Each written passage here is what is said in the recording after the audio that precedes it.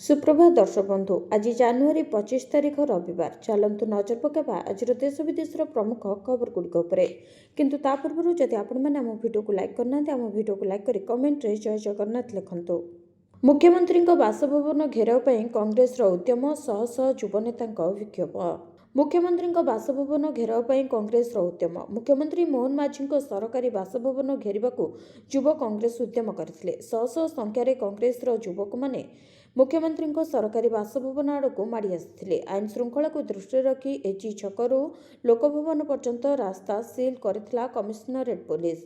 सामाजिक और संविधान सुरक्षा और संख्यालघु सुरक्षा दाबी युव कांग्रेस पक्षरु विशाल गणधारणा दिया। समाज रे बढ़ी चलिथिबा धार्मिक घृणा विद्वेष एवं संख्यालघु संप्रदाय उपरे होतुबा अत्याचार आक्रमण विरोध में प्रतिवादर स्वर उठाइथिला कांग्रेस। संविधान रे थिबा समस्त मौलिक अधिकारर सुरक्षा संख्यालघु उपरे होतुबा हिंसा क्षेत्र में कठोर दंडविधान एवं समाज रे शांति और सांप्रदायिक सद्भावना प्रतिष्ठा पई दाबी करथिला कांग्रेस दल। पृथ्वीराज दिलीप सिक्रेट मीटिंग राज्यसभा निर्वाचन ने बढ़िला चर्चा।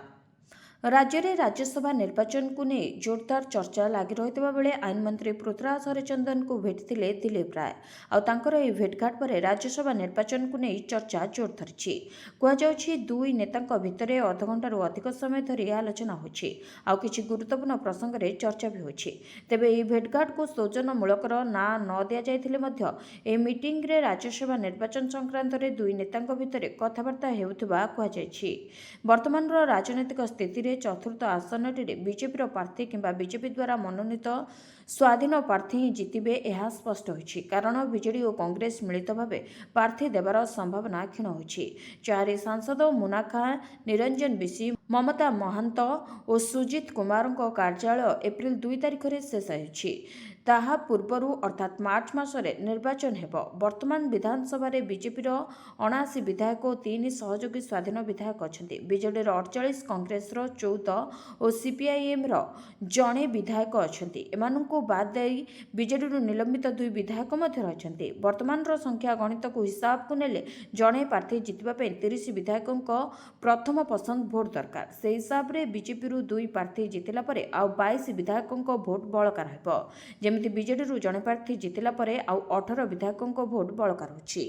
गो माफिया बैंक अकाउंट देखि ताजुब अधिकारी मिलिलानी 4.5 कोटी अधिक टंका।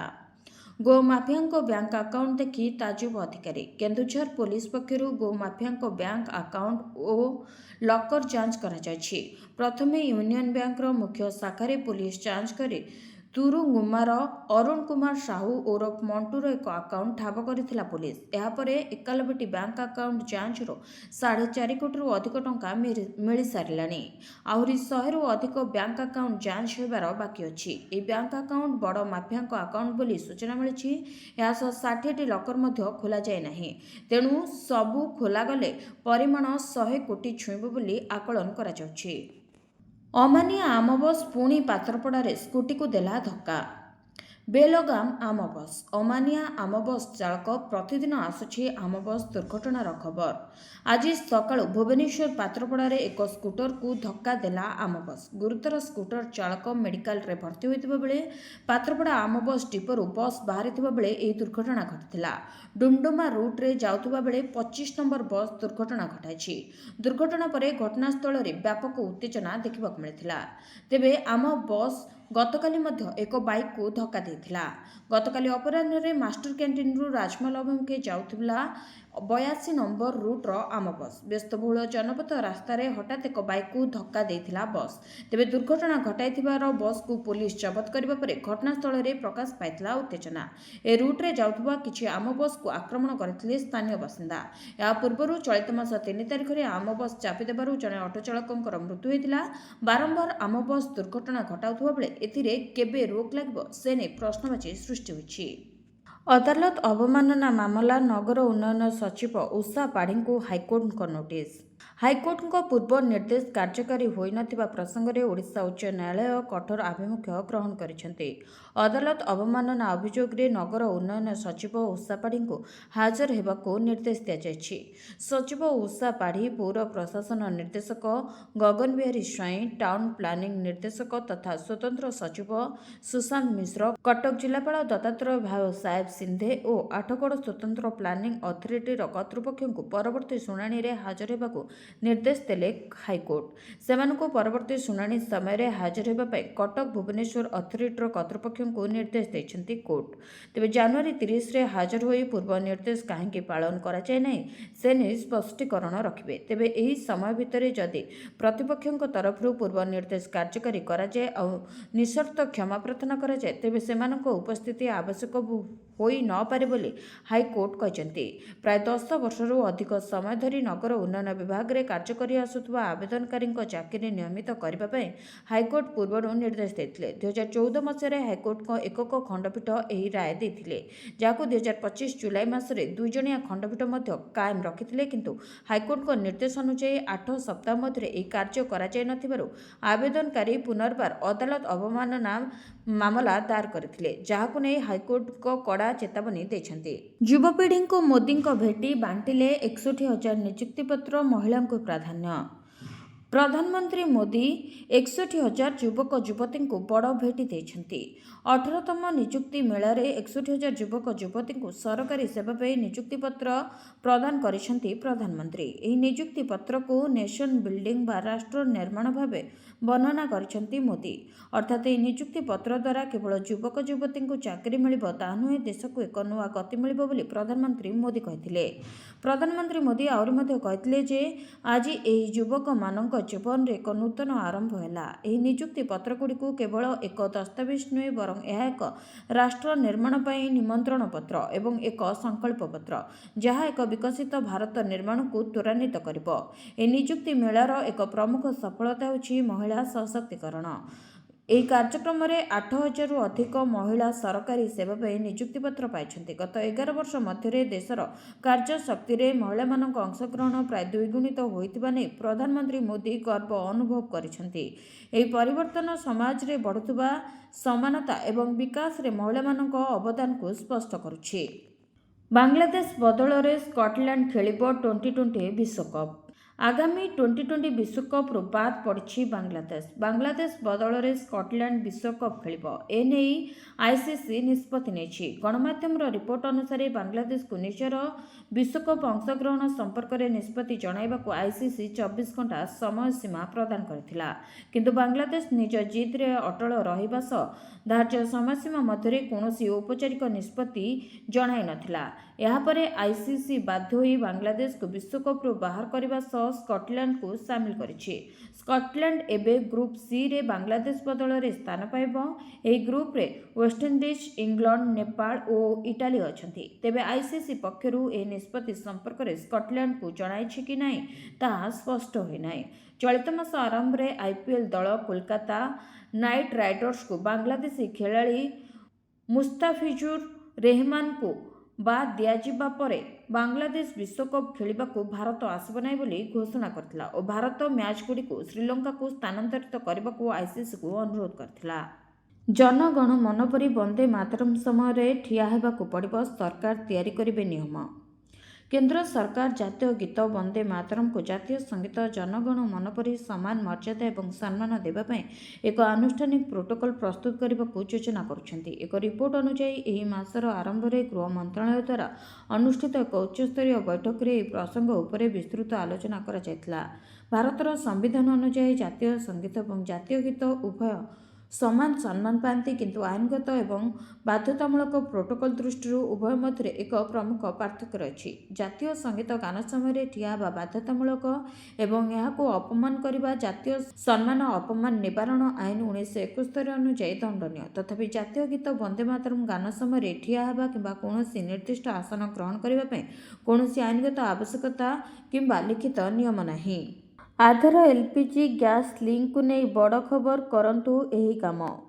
ଯଦି ଆପଣ ଏପର୍ଯ୍ୟନ୍ତ ଆପଣଙ୍କର ଆଧାରକୁ ଆପଣଙ୍କର LPG ଗ୍ୟାସ୍ କନେକ୍ସନ୍ ସହିତ ଲିଙ୍କ କରିନାହାନ୍ତି, ତେବେ ଆପଣଙ୍କୁ ବହୁତ ବଡ଼ କ୍ଷତି ସହିବାକୁ ପଡ଼ିପାରେ। ଆପଣ ଆପଣଙ୍କର ଆଧାର କାର୍ଡ଼କୁ ଆପଣଙ୍କର LPG କନେକ୍ସନ୍ ସହିତ କିପରି ଲିଙ୍କ କରାଇପାରିବେ, ତାହା ଆମେ ଆଜି ଆପଣଙ୍କୁ ଜଣାଇବୁ। ଯଦି ଆପଣଙ୍କର ଏକ LPG ଗ୍ୟାସ୍ କନେକ୍ସନ୍ ଅଛି କିନ୍ତୁ ଏହା ଆପଣଙ୍କ ଆଧାର ସହିତ ଲିଙ୍କ ହୋଇନାହିଁ, ତେବେ ଏହା ଆପଣଙ୍କ ପାଇଁ କ୍ଷତିକାରକ। ଗ୍ୟାସ୍ ସବସିଡି ଏବଂ ଅନ୍ୟାନ୍ୟ ସରକାରୀ ସୁବିଧା ପାଇବା ପାଇଁ ଆପଣଙ୍କର LPG ଗ୍ୟାସ୍ କନେକ୍ସନକୁ ଆଧାର କାର୍ଡ଼ ସହିତ ଲିଙ୍କ କରାଇବା ଜରୁରୀ।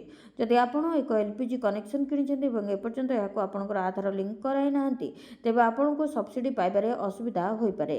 ଏହି ଗୁରୁତ୍ୱପୂର୍ଣ୍ଣ କାର୍ଯ୍ୟକୁ ଯଥାଶୀଘ୍ର ସମାପ୍ତ କରିବା ବୁଦ୍ଧିମାନର କାର୍ଯ୍ୟ ହେବ। ତେବେ LPG ଗ୍ୟାସ୍ ସଂଯୋଗକୁ ଆଧାର ସହିତ ଲିଙ୍କ କରାଇବା ପାଇଁ ଅନଲାଇନ୍ ଏବଂ ଅଫଲାଇନ୍ ଉଭୟ ପଦ୍ଧତିରେ ଆପଣ ଆପ୍ଲାଏ କରିପାରିବେ। PF ଆକାଉଣ୍ଟକୁ ଆସିବ 46,000 ଟଙ୍କା। କର୍ମଚାରୀଙ୍କ ପାଇଁ ଗୁଡ୍ ନ୍ୟୁଜ୍। କର୍ମଚାରୀଙ୍କ ପାଇଁ ଏହା ଏକ ଖୁସି ଖବର। PF ଆକାଉଣ୍ଟ ଥିବା ଲୋକଙ୍କ ପାଇଁ ଖୁସି ଖବର। ଆକାଉଣ୍ଟରେ ଏକାଥରକେ 46,000 ଟଙ୍କା ଜମା ହେବ। ଆପଣ ଭାବୁଛନ୍ତି ଏହା କିପରି? ତେବେ PF ଆକାଉଣ୍ଟଧାରୀମାନେ କର୍ମଚାରୀ ଭବିଷ୍ୟ ନିଧି ପାଣ୍ଠି ସଂଗଠନ ବା EPFରୁ ସୁଧ ଆକାରରେ ଅତିରିକ୍ତ ଲାଭ ପାଇବେ। ଆପଣଙ୍କ PF ଆକାଉଣ୍ଟରେ ଥିବା ବାଲାନ୍ସ ଆଧାରରେ ଆପଣଙ୍କ ଆକାଉଣ୍ଟରେ ପ୍ରାୟ 46,000 ଟଙ୍କା ପର୍ଯ୍ୟନ୍ତ ଜମା କରାଯାଇପାରିବ। EPFO ପ୍ରତିବର୍ଷ ସଦସ୍ୟଙ୍କ PF ଜମା ଉପରେ ସୁଧ ଅର୍ଜନ କରେ। EPFO ପ୍ରତ୍ୟେକ ଆର୍ଥିକ ବର୍ଷ ଶେଷରେ ସୁଧ ହାର ଘୋଷଣା କରିଥାଏ। ଆପଣଙ୍କ ଆକାଉଣ୍ଟରେ ଥିବା ପରିମାଣ ଉପରେ ନିର୍ଭର କରି ଏହି ସୁଧ ପରିମାଣ ଅଧିକାଂଶ ଗ୍ରାହକଙ୍କ ପାଇଁ ଅତିରିକ୍ତ ସଞ୍ଚୟ ଭାବରେ ପ୍ରାୟ 46,000 ଟଙ୍କା କିମ୍ବା ତାଠାରୁ ଅଧିକ ହୋଇପାରେ। PF ଆକାଉଣ୍ଟରେ ଥିବା ପରିମାଣ ଉପରେ ନିର୍ଭର କରି ଅର୍ଜିତ ସୁଧ ଭିନ୍ନ ଭିନ୍ନ ହୋଇଥାଏ। EPF ଯୋଜନାର ସଦସ୍ୟ ଥିବା ସମସ୍ତ ବର୍ତ୍ତମାନ ଓ ପୂର୍ବତନ କର୍ମଚାରୀ ଏହି ସୁଧ ପାଇଁ ଯୋଗ୍ୟ ହେବେ। ଯେଉଁ କର୍ମଚାରୀମାନେ କମ୍ପାନୀଗୁଡ଼ିକ ମାଧ୍ୟମରେ ନିୟମିତ ଭାବେ PFରେ ଯୋଗଦାନ ଦେଉଛନ୍ତି, ସେମାନେ ଏହି ଲାଭ ପାଇପାରିବେ। ଯେଉଁମାନେ ଚାକିରି ଛାଡ଼ିଛନ୍ତି କିନ୍ତୁ ସେମାନଙ୍କର PF ବାଲାନ୍ସ ଉଠିନାହିଁ, ସେମାନେ ମଧ୍ୟ ଏହାର ଲାଭ ପାଇପାରିବେ। ଗ୍ୟାସ୍ କନେକ୍ସନ୍ ଥିଲେ ଆକାଉଣ୍ଟକୁ ଆସିବ 3,600 ଟଙ୍କା। ଜାଣନ୍ତୁ କିପରି। ଗ୍ୟାସ୍ ସିଲିଣ୍ଡର ଗ୍ରାହକଙ୍କ ପାଇଁ ଖୁସି ଖବର। କନେକ୍ସନ୍ ଥିଲେ ଖାତାକୁ ଆସିବ 3,600 ଟଙ୍କା। PM ଉଜ୍ଜ୍ୱଳା ଯୋଜନା ଅଧୀନରେ LPG ସିଲିଣ୍ଡର ନେଉଥିବା ଲୋକଙ୍କ ପାଇଁ ଏହା ଏକ ଭଲ ଖବର। କେନ୍ଦ୍ର ସରକାର ଉଜ୍ଜ୍ୱଳା ଯୋଜନା ଅଧୀନରେ ଉପଲବ୍ଧ LPG ସିଲିଣ୍ଡର ଉପରେ 300 ଟଙ୍କା ସବସିଡି ପ୍ରଦାନ କରୁଛନ୍ତି। ବର୍ତ୍ତମାନ ସାରା ଦେଶରେ ପ୍ରଧାନମନ୍ତ୍ରୀ ଉଜ୍ଜ୍ୱଳା ଯୋଜନାର ହିତାଧିକାରୀଙ୍କ ସଂଖ୍ୟା 9.6 କୋଟି ରହିଛି। ଏହି କାରଣରୁ ଦେଶର 9.9 କୋଟି ଲୋକ ସବସିଡି ବୃଦ୍ଧିରେ ସିଧାସଳଖ ଉପକୃତ ହେଉଛନ୍ତି। ପ୍ରଧାନମନ୍ତ୍ରୀ ଉଜ୍ଜ୍ୱଳା ଯୋଜନା ଅଧୀନରେ ସରକାର ଗରିବ ଲୋକଙ୍କୁ ରିହାତି ମୂଲ୍ୟରେ LPG ସିଲିଣ୍ଡର ଯୋଗାଉଛନ୍ତି। ବର୍ତ୍ତମାନ ସବୁଠାରୁ ବଡ଼ କଥା ହେଉଛି ଏହି ହିତାଧିକାରୀମାନେ ବର୍ଷକୁ 3,600 ଟଙ୍କା ପାଇବେ। ତେବେ ସରକାର ପ୍ରତି 14 ଲିଟର ଗ୍ୟାସ୍ ପାଇଁ 300 ଟଙ୍କା ସବସିଡି ଦେଉଛନ୍ତି। ଯଦି ଜଣେ ବର୍ଷକୁ 12ଟି ସିଲିଣ୍ଡର ବୁକ୍ କରନ୍ତି, ତେବେ 300 ଟଙ୍କା ଲେଖାଏଁ 3,600 ଟଙ୍କା ମିଳିବ। ଏହି ଟଙ୍କା ସିଧାସଳଖ ବ୍ୟାଙ୍କ ଆକାଉଣ୍ଟକୁ ଆସିବ। ରାସନ କାର୍ଡ ଧାରୀଙ୍କ ପାଇଁ ନୂଆ ସୁବିଧା। ଏଣିକି ଘରୁ କରାଇ ପାରିବେ ଏହିସବୁ କାମ। ସାଧାରଣ ଲୋକଙ୍କ ପାଇଁ ରାସନ କାର୍ଡ ଏକ ଆବଶ୍ୟକୀୟ ଡକୁମେଣ୍ଟ। ଏହା ସେମାନଙ୍କୁ ସରକାରଙ୍କ ଦ୍ୱାରା ପ୍ରଦାନ କରାଯାଇଥିବା ମାଗଣା କିମ୍ବା ସବସିଡିଯୁକ୍ତ ରାସନର ଲାଭ ଉଠାଇବାକୁ ଅନୁମତି ଦିଏ। ରାସନ କାର୍ଡରେ ପରିବାରର ଯେତେ ଅଧିକ ସଦସ୍ୟ ପଞ୍ଜୀକୃତ ହେବେ, ଅଧିକ ରାସନ ପାଇବେ, ସେତେ ଅଧିକ ଲାଭ ମିଳିବ। ଯଦି ପରିବାରର କୌଣସି ସଦସ୍ୟ ଏପର୍ଯ୍ୟନ୍ତ ଆପଣଙ୍କ ରାସନ କାର୍ଡରେ ସାମିଲ ହୋଇନାହାନ୍ତି, ତେବେ ଏଥିପାଇଁ ଆପଣଙ୍କୁ ଆଉ ସରକାରୀ କାର୍ଯ୍ୟାଳୟକୁ ଯିବାକୁ ପଡ଼ିବ ନାହିଁ। ସରକାର ଏକ ମୋବାଇଲ ଆପ୍ ପ୍ରଦାନ କରିଛନ୍ତି, ଯାହାଦ୍ୱାରା ଆପଣ ଘରେ ବସି ଆପଣଙ୍କ ରାସନ କାର୍ଡରେ ପରିବାରର ନୂଆ ସଦସ୍ୟଙ୍କ ନାମ ଯୋଡ଼ି ପାରିବେ। ଆପଣଙ୍କୁ କେବଳ ଏକ ସ୍ମାର୍ଟଫୋନ୍ ଏବଂ ଏକ ଇଣ୍ଟରନେଟ୍ ସଂଯୋଗ ଆବଶ୍ୟକ ହେବ। ତେବେ ପରିବାରର ସଦସ୍ୟଙ୍କୁ ଯୋଡ଼ିବା ପାଇଁ ଆପଣଙ୍କୁ ଆପଣଙ୍କ ମୋବାଇଲ ଫୋନରେ मेरा राशन 2.0 ଆପ୍ ଡାଉନଲୋଡ୍ କରିବାକୁ ପଡ଼ିବ। ଏହି ଆପ୍ ଗୁଗଲ ପ୍ଲେ ଷ୍ଟୋରରେ ଉପଲବ୍ଧ। ଏହି ଆପ୍ ମାଧ୍ୟମରେ ସମ୍ପୂର୍ଣ୍ଣ ପ୍ରକ୍ରିୟା ଅନଲାଇନରେ ସମାପ୍ତ କରାଯାଇପାରିବ। ପ୍ରଥମେ ଆପଣ ଆପଣଙ୍କ ମୋବାଇଲ ଫୋନରେ ପ୍ଲେ ଷ୍ଟୋରରୁ मेरा राशन 2.0 ଆପ୍ ଡାଉନଲୋଡ୍ କରନ୍ତୁ। ଆପ୍ ଖୋଲିବା ପରେ ଆପଣଙ୍କ ଆଧାର ନମ୍ବର ପ୍ରବେଶ କରନ୍ତୁ। ଧ୍ୟାନ ଦିଅନ୍ତୁ ଯେ OTP ମାଧ୍ୟମରେ ଯାଞ୍ଚ ପାଇଁ ଆପଣଙ୍କର ମୋବାଇଲ ନମ୍ବର ଆପଣଙ୍କର ଆଧାର ସହିତ ଲିଙ୍କ ହେବା ଆବଶ୍ୟକ।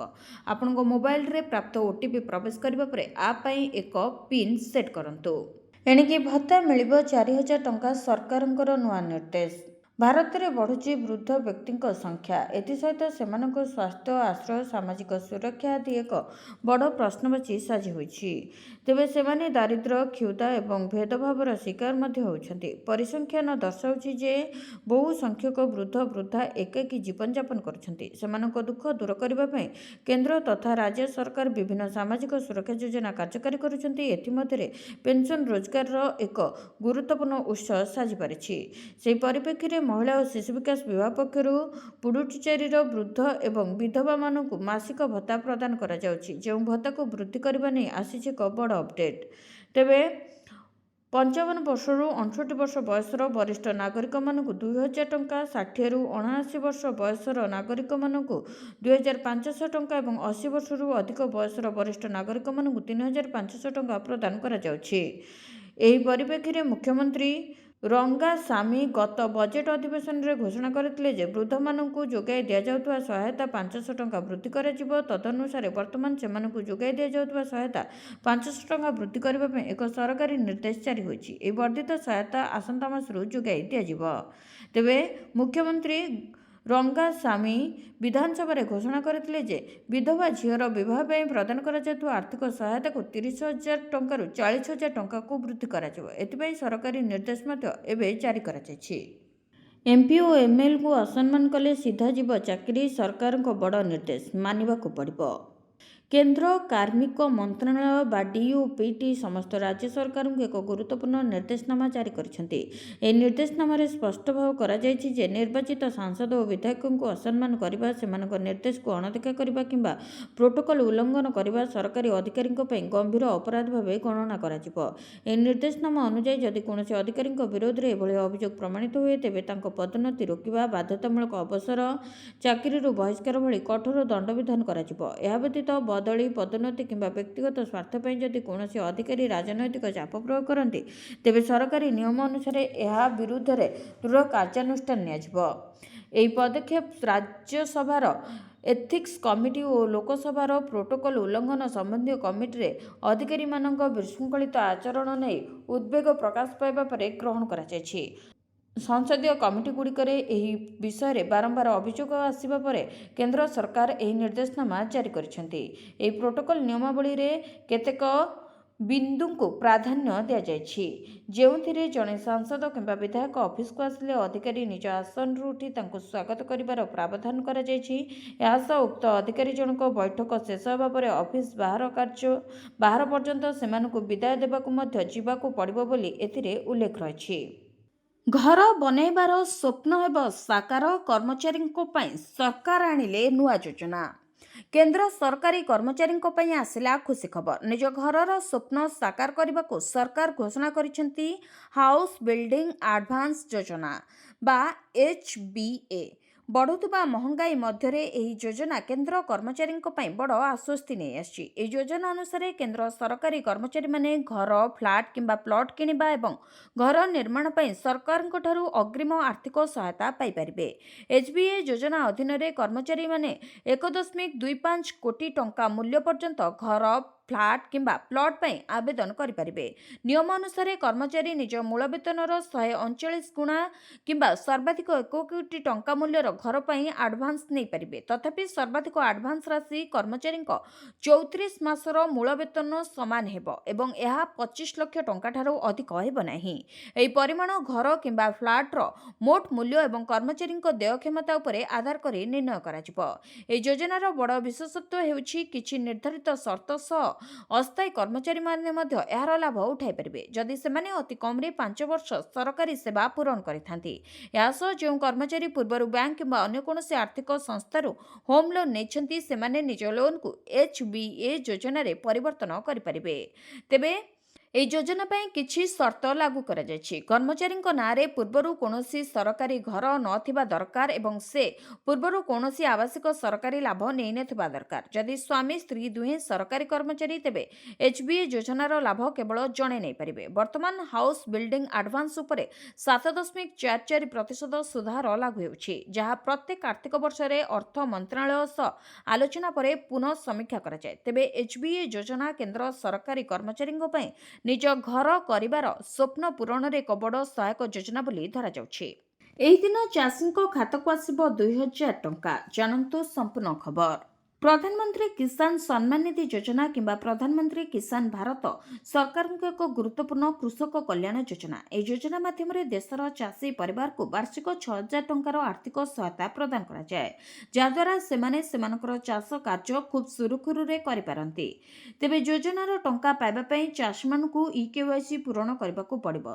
तेबे 21तम किस्ती टंका नवेम्बर रे चाषीଙ୍କ खाताକୁ आसी सारिथिबा बेले एबे 22तम किस्ती टंका केबे आसीबो ताकू नै चिंता अछंती चाषी। प्रधानमंत्री किसान योजनार 22तम किस्ती मार्च रु एप्रिल 2026 मध्य चाषी बैंक अकाउंट रे जमा हेबार संभावना रही।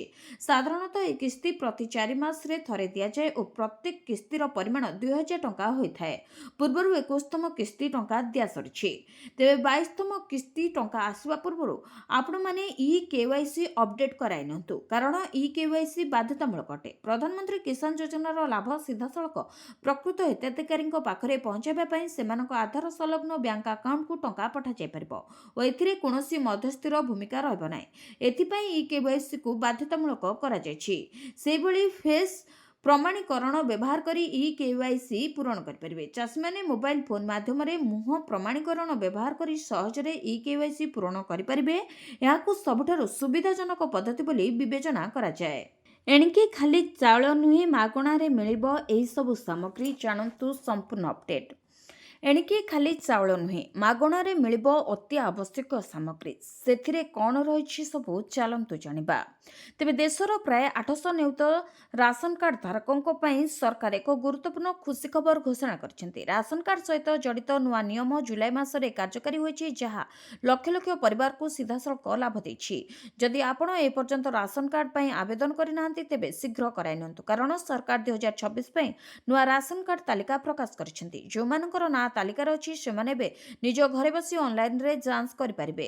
केंद्र सरकार घोषणा करिसेंती जे राशन कार्ड थिबा लोक माने एबे सरकारी स्टोरु केवल सब्सिडी खाद्य शस्य पाइबे नाही, बरं चीनी, डाली, तेल, लुण भली सहजरे उपलब्ध अति आवश्यक सामग्री मध्य पाइ परिबे। किछि राज्य रे वर्तमान ए सुविधा लागू होई सारलाणी। तेबे ओडिसार मध्य ए सुविधा खूब शीघ्र लागू हेबो बोली चर्चा होछि। या व्यतीत राशन कार्ड, प्रधानमंत्री आवास योजना, वार्धक्य पेंशन और अन्य कल्याणकारी योजना परी अनेक सरकारी योजना अधीन मध्य लाभ प्रदान करिबो। राशन कार्ड पई आवेदन करितबा ग्रामीण परिवारक पई को खुशी खबर अछि।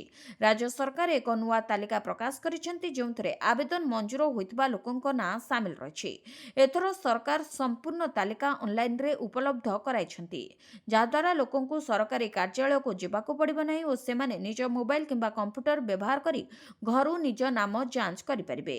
तेबे भारतीय नागरिक आपणकर आधार कार्ड किंबा भोटर परिचय पत्र भली वैध परिचय पत्र थिबा आवश्यक। सेपरी गाँव रे स्थायी बासस्थान केवल गाँ स्थायी बासिंदा माने ग्रामीण राशन कार्ड पई योग्य हेबे। तेबे राज्य सरकार द्वारा निर्धारित बीपीएल किंबा आय सीमा मध्य आसुवा परिवार गुड़िक साधारणतः 15,000 रु 60,000 वार्षिक आय थिबा एही योजनार लाभ नहीं पारिबे। सरकारी कर्मचारी और करदाता को बाद दिया जायछि। जदि परिवार जेकोसी जड़े सदस्य सरकारी कर्मचारी अटंती किंबा आयकर दियंती तेबे एही योजना रे साधारणतः योग्य हेबे नाही। सेपरि गोटे परिवारर केवल गोटे स्थान पई एक राशन कार्ड रहिबा उचित। विधवा, वृद्ध, अक्षम, भूमिहीन, श्रमिक, आदिवासी एवं सामाजिक भावे पछुआ वर्गों को प्राथमिकता दिया जायछि। बढ़िला मासिक भत्ता एथर 1,800 बदल पाइबे 2,500 टंका। सरकार को बड़ निष्पत्ति। ग्राम रक्षी मासिक भत्ता वृद्धि कले मुख्यमंत्री। राज्यर ग्रामांचल में कार्यरत ग्राम रक्षी मानक पई मुख्यमंत्री मोहन चरण माझी एक स्वागतयोग्य घोषणा करिसेंती। पूर्वर मिलुथुबा 1,800 टंका मासिक भत्ता बदल एणिकी ग्राम रक्षी माने 2,500 टंका मासिक भत्ता पाइबे। ए निष्पत्ति द्वारा ग्राम रक्षी मानक आर्थिक स्थिति रे सुधार आसिबो बोली आशा करा जाउछि। एहासह ग्राम रक्षी माने सप्ताह को थरे सेमाने जेउ थाना अधीन रे कार्य करुचंती सेठाकु जाई उपस्थापन देबाकू पड़िबो। एही व्यवस्था द्वारा कार्य परिचालना और समन्वय अधिक सुदृढ़ हेब। उल्लेखनीय जे ग्रामांचल में शांति और श्रृंखला रक्षा, अपराधी चिन्हट और पुलिस को सहयोग करिबारे ग्रामरक्षी मानक भूमिका अत्यंत गुरुत्वपूर्ण। सरकार यह पदक्षेप को ग्रामरक्षी माने स्वागत करिसेंती। राज्य ब्यान है गुटखा तंबाकू मोहन सरकार बड़ निष्पत्ति। ओडिशा सरकार नेले बड़ निष्पत्ति। समस्त तंबाकू उत्पाद उपरे लगाइले ब्यान। एही निष्पत्ति तंबाकू व्यवहारकारी उपरे यथेष्ट प्रभाव पकाइब। तेबे राज्य में बीड़ी सिगारेट गुटखा तंबाकू खैनी जर्दा सहित समस्त तंबाकू उत्पादन को संपूर्ण भाव ब्यान कर समस्त पदार्थर उत्पादन पैकेजिंग बंटन और बिक्री उपरे कड़ा प्रतिशत लागू करा जायछि। तेबे राज्य स्वास्थ्य और परिवार कल्याण विभाग ए संपर्क में आधिकारिक नोटिफिकेशन जारी करी नुआ नियम को कार्यकारी करिछि। भिडियोटी को शेष जाए देखिथिबारु आपनको धन्यवाद। जदि आपण माने एपर्यंत आम वीडियो को लाइक करना आम वीडियो को लाइक करी कमेंट रे जय जगन्नाथ लिखंतु। एथि सहित आम चैनल को सब्सक्राइब करी पाखरे थिबा बेल आइकन को प्रेस करंतु।